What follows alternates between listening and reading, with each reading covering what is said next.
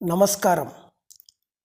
నిన్న కేంద్రం పార్లమెంటులో ప్రవేశపెట్టిన బడ్జెట్ చూస్తుంటే ఒకటి స్పష్టంగా అర్థమవుతుంది.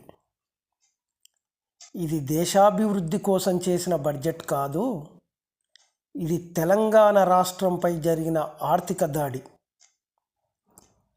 మన రాష్ట్ర హక్కులను కాలరాస్తూ సమాఖ్య స్ఫూర్తిని తుంగలో తొక్కిన మోదీ ప్రభుత్వ వైఖరిని నేడు మనం ప్రశ్నించాల్సిందే.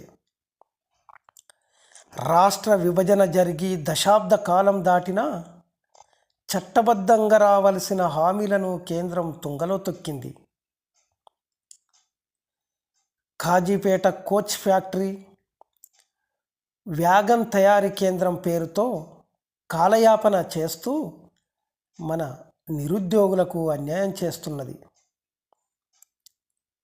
బయ్యారం ఉక్కు కర్మాగారం, గిరిజన ప్రాంతాల భవిష్యత్తును మార్చాల్సిన ఈ ప్రాజెక్టు గురించి బడ్జెట్లో కనీస ప్రస్తావన లేదు. ఇది తెలంగాణ ప్రజలపై కేంద్రానికి ఉన్న కక్ష కాదా? సాగునీటి ప్రాజెక్టుల విషయంలోనూ ఇదే వివక్ష. పక్క రాష్ట్రాల ప్రాజెక్టులకు వేల కోట్లు ఇస్తూ మన తెలంగాణ ప్రాజెక్టులకు జాతీయ హోదా ఇవ్వడానికి కేంద్రానికి మనసు రావడం లేదు. హైదరాబాద్ మెట్రో విస్తరణకు, రీజనల్ రింగ్ రోడ్డుకు ప్రత్యేక గ్రాంట్లు లేవు.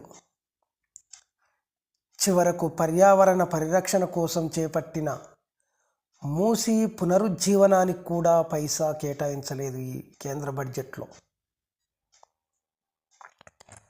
ఇక అసలు విషయానికి వస్తే, తెలంగాణ రాష్ట్రం నుండి దేశానికి భారీగా పన్నులు కడుతుంది.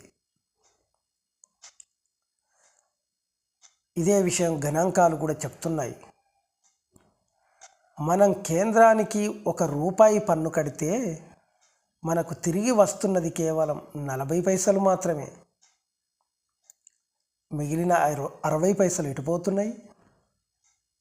సెస్సులు, సర్ఛార్జీల పేరుతో కేంద్రం తన ఖజానాను నింపుకుంటూ రాష్ట్రాల వాటాను కూడా దోచుకుంటుంది. ఇది పెట్టుబడిదారీ కేంద్ర ప్రభుత్వం అనుసరిస్తున్న నిరంకుశ ఆర్థిక విధానం. అదేవిధంగా ప్రభుత్వ రంగ సంస్థలనన్నింటినీ ప్రైవేటీకరిస్తుంది.